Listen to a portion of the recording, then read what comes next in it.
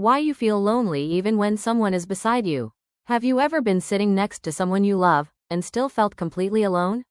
You can be surrounded by people. You can have someone texting you every day.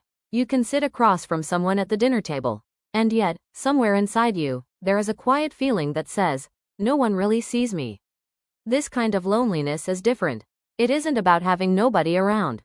It is about not feeling emotionally connected to the people who are around you. And sometimes, that loneliness can hurt more than being physically alone. Because when you're alone, you know why you feel lonely. But when someone is right beside you, you start wondering what's wrong with you. Maybe you think you're becoming too sensitive. Maybe you think you're asking for too much. Maybe you tell yourself, they're busy. They have their own problems. Maybe I should just be grateful. So you stay quiet, you smile, you continue the conversation, and you pretend everything is fine. But your mind knows the difference between being heard and simply being listened to.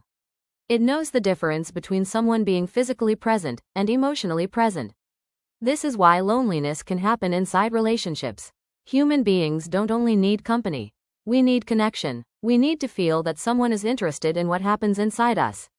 Our fears, our dreams, our disappointments, our little victories, the thoughts we don't tell everyone. When those things have nowhere to go, something strange can happen. We begin talking less, then expecting less, then needing less, and eventually, we may stop asking altogether. Not because we stopped caring, but because we became tired of feeling disappointed. That is one of the quietest forms of emotional loneliness. And here's something important. Feeling lonely does not necessarily mean you don't love the people around you. Sometimes you can love someone deeply, and still feel emotionally alone. You can appreciate everything they've done for you, and still wish they would ask, how are you really doing? Not the automatic, how are you? But the kind where they actually want to know the answer. There is another reason this kind of loneliness becomes stronger as we get older. Life changes. Our priorities change. Our experiences change us. The things we once talked about may no longer matter. And sometimes we become more aware of what we need emotionally. When we're younger, we may tolerate relationships simply because we're afraid of losing them. As we grow older, we begin to realize something. Being surrounded by people is not the same as being understood. And being alone is not always the worst thing. Sometimes being alone gives you space to hear your own thoughts again. The real danger isn't solitude.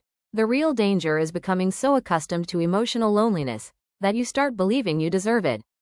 You don't. You deserve relationships where you don't have to constantly explain why you're hurting. You deserve someone who notices when your voice changes. Someone who remembers the little things.